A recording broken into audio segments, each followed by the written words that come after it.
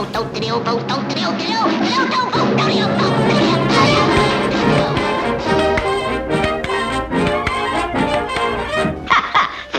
funny. We now give you our brand new little sweetheart of swing.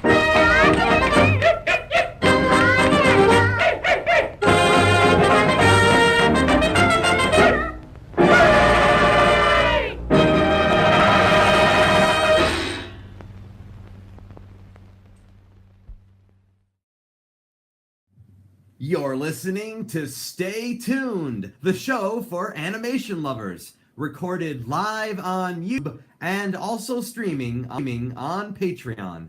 Coming to you from Austin, Texas, I'm your host, Phil Machi. My original comics can be discovered at retailsunshine.com, and you can interact with me on Instagram, Twitter, and Facebook under the handles of both Retail Sunshine and Phil Machi. Also, you can keep up to date with the latest animation news by visiting this show at facebook.com/Stay Tuned Show. Thank you so much for joining me this evening.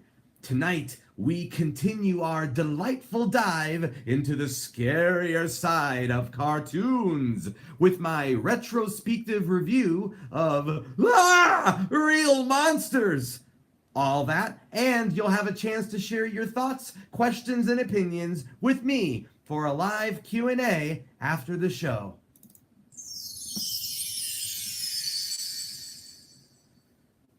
What if I told you all those unsettling sounds at night weren't just your imagination? That lurking in your closet or breathing heavily underneath your mattress, something was waiting especially for you. What does it want? You wonder as you pull the covers just above your nose, hoping in an instant dreams will lead to morning's light. But this horror isn't going anywhere. At least, not until the glow of moonlight barely reveals its hideous and heart-stopping visage. It can only mean one thing, and I will now tell you what that thing is. But first, this.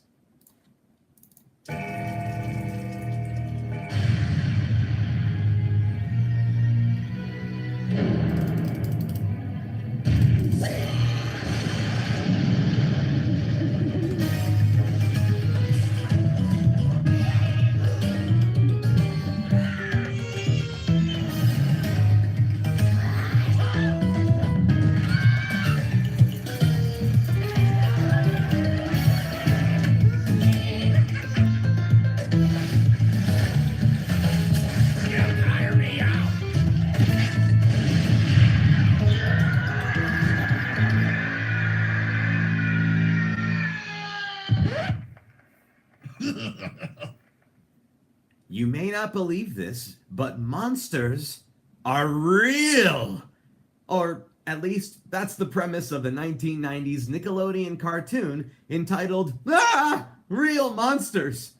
Back when the landscape for television animation was oozing with possibilities, studios like Klasky Csupo were coming up with some truly original concepts. In a short time, Nickelodeon had proved it could be a source for bizarre but unique cartoons. This was largely due to the success they had with shows like Rugrats. Alongside other originals like Doug and The Ren and Stimpy Show, Nickelodeon wanted more. And more they got. Starting in the Halloween season of 1994, Real Monsters went on to maintain a respectable 4-season run, totaling 52 episodes. This was the second series by Klasky Csupo for Nickelodeon. Klasky Csupo's unique style of drawing was unlike anything mainstream, as they showed in The Simpsons and, of course, Rugrats. These wonderful visuals were the perfect conduit for a show about bizarre creatures terrorizing New York City. The series follows 3 friends who are students at an academy. an academy of monsters. The point of which, naturally, is to become experts in scaring humans. Headmaster of this particular institution is a creature known as the Gromble, a four-legged blue thing in bright red pumps, a black belt, and gloves, voiced by Greg Berger, whose performance is nothing short of brilliant. The Gromble's unpredictable vocal range is matched by his squash and stretch animated outbursts, resulting in a character whose only predictability is in how unpredictably he will act. But let's get back to our heroes, shall we? Each one of them has a unique ability that they employ to best frighten the humans above. There's Crumb, played by David Eccles, a flesh-colored, hairy, human-esque monster who has to hold on to his own eyeballs because, well, they're not physically attached to his body. His armpit stench is so repulsive, it can literally bring you to tears. Next is Oblina, performed by the late Christine Cavanaugh, a black and white candy cane-shaped monster with a huge pair of red lips straight out of an early 1900s general store. Her British accent and proper respect for the art of scaring makes her the most capable of the trio. For true terror, look only to Oblina as she reaches deep within her guts and rearranges her innards into some really disgusting displays. And lastly, Ickis, voiced by Charlie Adler, a melodramatic, purple-colored coward with ears that would put a rabbit to shame. In fact, he's even been compared to a bunny and a rat on the show itself. When angry or otherwise properly motivated, his ability to loom, or grow and transform, can clear entire buildings. Visually, the character designs have been compared to the Beatles animated film Yellow Submarine, and indeed, one look at the Gromble is likely to bring a blue meanie to mind. They say beauty is only skin deep, and with characters like the ones I just described, it can be tempting to write the whole series off as gratuitously gross. But that is where Real Monsters' true genius lies. The general premise of each episode centers around these three close friends. Typically, we experience the adolescent life of a monster in training, receiving assignments in class, hanging out in the dorm room, and, using the sewage drains as a means of transportation. This is usually followed up by venturing above ground to scare the pants off of unsuspecting people. One of the more inventive aspects of class deals with reviewing the results from recent assignments. Students climb into the viewfinder which looks like something out of A Clockwork Orange. This mental projector causes the memory of the previous night's scares to play back for the entire classroom, as seen through a monster's eyeballs. Literally. I remember watching this show every week when it premiered on Nick. For years, I grew up with the belief that Ickis, Crumb, and Oblina were all equally the main characters of the show, though Crumb was always my favorite. And yes, technically, if you gloss over the series as a whole, they are mostly on equal footing. Clawing? But when I rewatched the entire series as an adult, something interesting occurred. I now think the hero of the series is actually Ickis. And here's why. Many of the episodes center on how Ickis deals with problems. This can be seen as early as the very first episode, titled The Switching Hour, in which Ickis unwittingly trades places with a young human boy in a Halloween costume.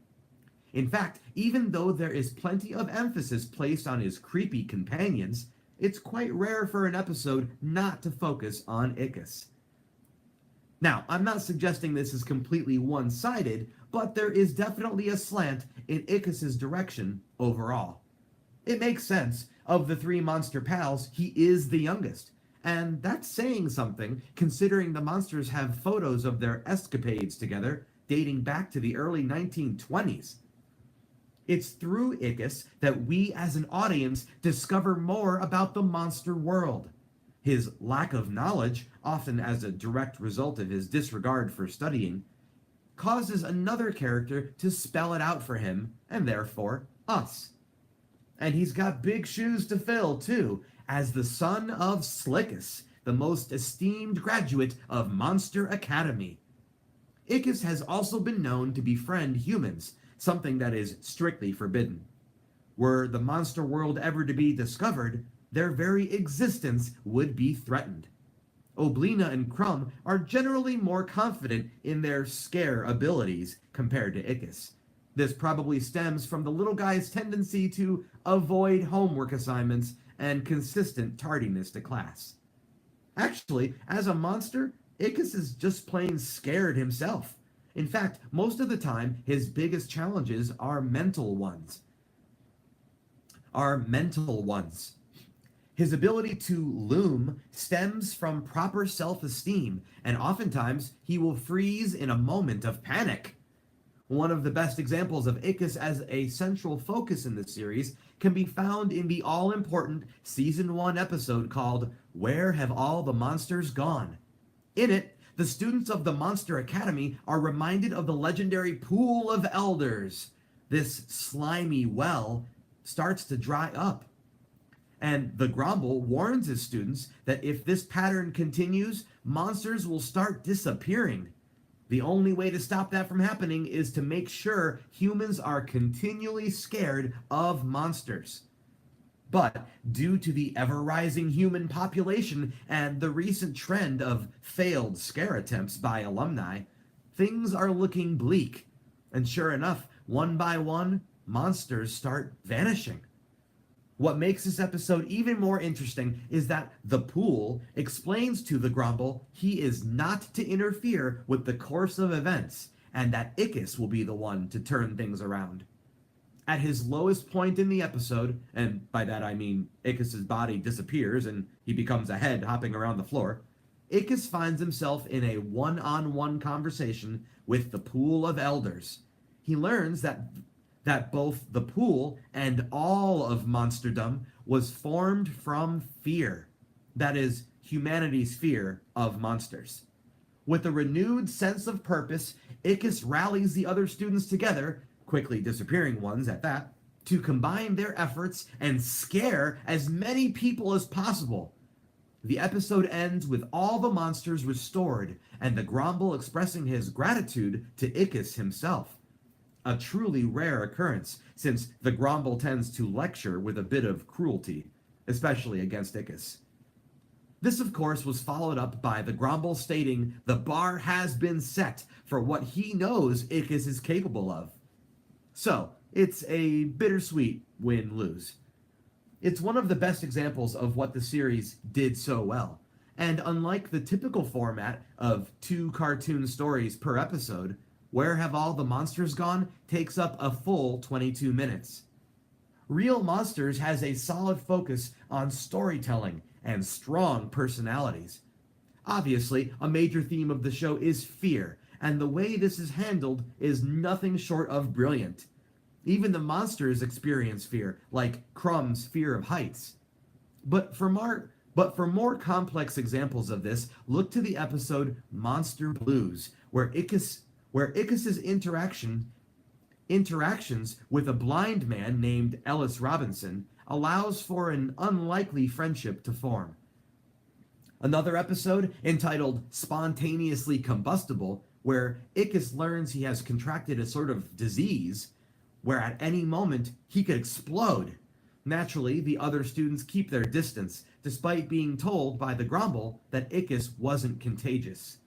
When the Grumble discovers how awfully everyone has treated Ickis, he yells at them for listening instead to rumors and acting afraid like humans. By the end of the story, Ickis is all alone and gives a monologue that reveals there may be more to this story than just a made-up illness. Quote, "I don't need friends who won't stand by me, so I blow up. If they want to live their lives scared of something that's not even happening to them, then, well, they've got a bigger problem than I do. Me, I'll face this one alone. I'm not scared. End quote. 5 days later, the illness passes, but I liked how when given the choice to go tell all the students about this miracle, Ickis simply decides to spend time with his two closest friends and return to normal. He survives, able to scare humans another day. And speaking of humans, overall, they're depicted as, well, ridiculous. Many are dim-witted, annoying, and in some cases, really have it coming to them. This makes it all too easy to side with our terrifying trio. Their most notorious threat in the human world comes in the form of Simon the Monster Hunter, voiced by James Belushi. This recurring character has trapped the monsters on several occasions, and his sole purpose in life is exposing the monster world. Ultimately, the result of this is some great comedy where Simon is made out to look like a lunatic, and his eccentric tendencies don't exactly scream sanity either. Rounding out the already incredible cast of actors are series regulars like Tim Curry, Xander Berkeley, and Dorian Harewood.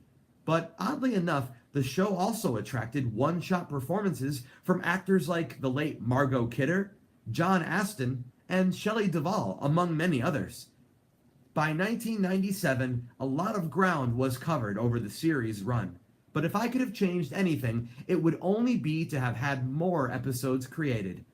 Preferably, these would go into greater depth of the Academy's Monster Manual, other sectors where different monsters live, or even explain more about the time referenced to as the era of disbelief. I've said it before and I'll say it again. Real Monsters would make a fantastic stop-motion feature film, and it's a wonder to me Tim Burton hasn't gotten his hands on it already.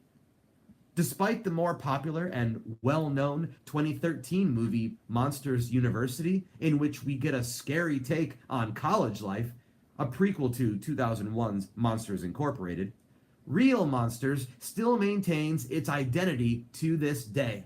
And while I do love the aforementioned Pixar films, you can't deny the tactile nature of Real Monsters. They live in a New York City landfill, eat bugs and garbage, and use human toenails as currency. The Pixar monsters, while still original in their own designs, live in a clean, suburban world not unlike that of many affluent cities in the United States. Pixar's examples serve more as a role reversal, placing monsters in our shoes, so to speak. Real Monsters does include some parallels and entry points where we can relate our lives to theirs, sure. Real Monsters does include some parallels and entry points where we can relate our lives to theirs, sure. But it isn't afraid to venture off that beaten path into parts unknown. A great example here is the monstrous ability to stick their finger into a human's ear and right into their brain, causing fantastic nightmares. Don't worry, they don't use this tactic unless absolutely necessary. They're gross, they're stinky, but we love these little cretins. Like the humans in the show, we too can relate to fear. But as an audience, we want the monsters to succeed. It's delightful, or as the Grumble would say, mellifluous, when the humans on the show scream at our gross guys and gals. Perhaps because they're still learning, and as the underdogs, they have our support. There's a reason this is one of the few shows I find myself re-watching year after year. It's flat out fun. It's also an exploration into adolescence. Don't we all feel like monsters in those pre-teen years? Dealing with hormones, growing pains, and acne is frightening. Except in this case, when viewed through the lens of Real Monsters, the acne grows a literal personality all its own. This was actually an episode, which I might add, ended with a boastful blemish growing his own pimple as an act of karma. The world of Real Monsters is both foreign and familiar. I love learning monster terminology and meeting new creatures each episode.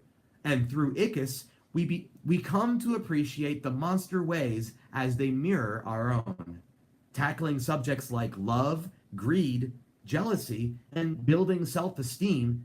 At its heart, it's a show about friendship and overcoming adversity, despite its greasy, grungy exterior. As series co-creator Gabor Supo put it, quote, "The message ultimately is, if you stay together, you can achieve things," end quote.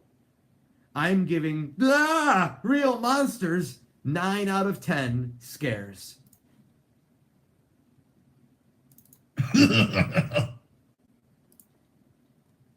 As always, we're about to take a short intermission where we'll listen to a little music from tonight's feature.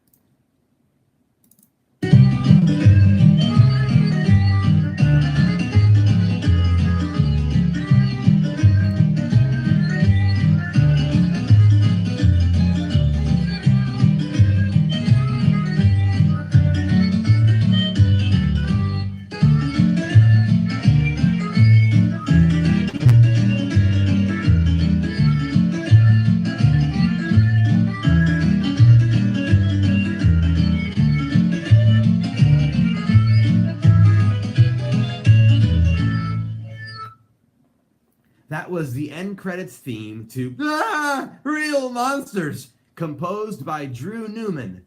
The series' music, also by Newman, was quirky, fast-paced, and suited the show's visuals perfectly. Since Real Monsters, he has gone on to compose for another Klasky Supo show, The Wild Thornberrys, Cartoon Network's The Grim Adventures of Billy and Mandy, and most recently, the animated series Bunnicula.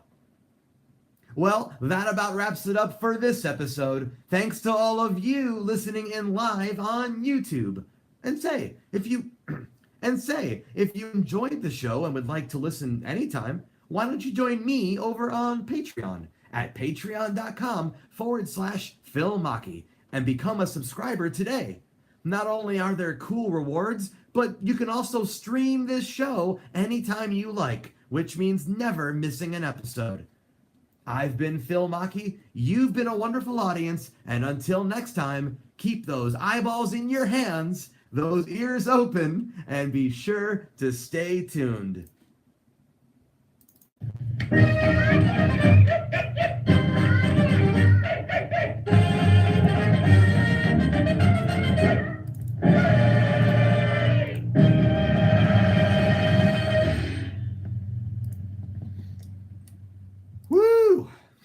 Okay, yeah. That was yay! That was episode 24. 24, everybody. Let me see. Have I missed any chats? No beer tonight. Let's see. I did not have. I actually don't really. I never drink beer on the air. Actually, everything you see me drink usually is a Topo Chico, and I'm out of my glass bottles of Topo Chico actually. So that's why I'm drinking tap water tonight. Anyway, so yeah. So welcome to the after party. First of all, a little bit of business to get out of the way. Thanks so much for being here live, of course. And if you haven't already, please subscribe to the channel and check out the notifications bell next to or underneath the video itself so you get notified of future episodes. That's first and foremost. Next on the agenda, let's see here. What am I missing? Oh, head on over to Patreon if you haven't already. Check out the rewards. There's a lot of different ones available, varying levels. So I thank you for that. And also, be on the lookout. Actually, this video will be the very first video, hopefully within the next 24 hours, that's going to feature an all-new video introduction when I re-upload this video to YouTube. So obviously you guys didn't see it tonight. If you like, I can turn the camera around and show it to you on camera here. Ryan says, I am ashamed to admit I was not in fact a Patreon supporter, even though I swear I had completed the form. This has now been remedied. Thank you, Ryan. Much appreciated. Again, we are in the after party, so you are more than welcome to put chat your questions and comments in the chat below. I will get to that.